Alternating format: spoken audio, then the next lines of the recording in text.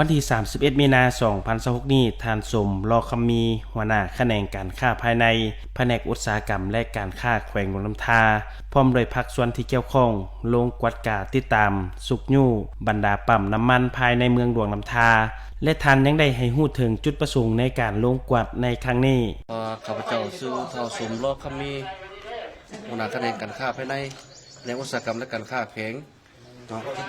จุดประสงค์ทีมงานในโครงการวันนี้เราจะเป็น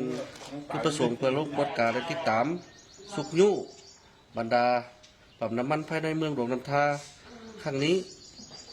ก็เฟือปฏิบัติตามเจตการของกระทรวงอุตสาหกรรมและการค้าและปฏิบัติตามที่ชี้นำของแนก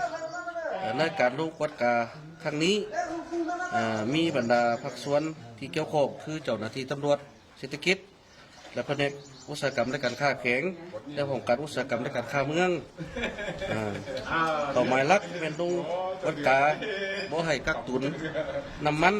เนาะนั่นก็ได้ยังบัดแทกปั๊มน้ำมันแทงกระส่วนและแอดซังตัวจริงก็เห็นว่าเนาะน้ำมันแต่ละปั๊มก็มีจำนวนน้อยเต็มที่แล้วเนาะในนั้นก็ได้แนะนำให้เจ้าของปั๊มผู้ขายว่าให้ใส่ตุกขายเกิน5 ลิตร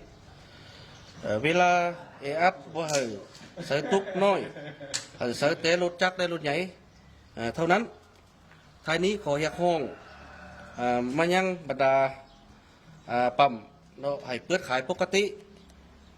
ตามที่มีน้ำมันตัวจริง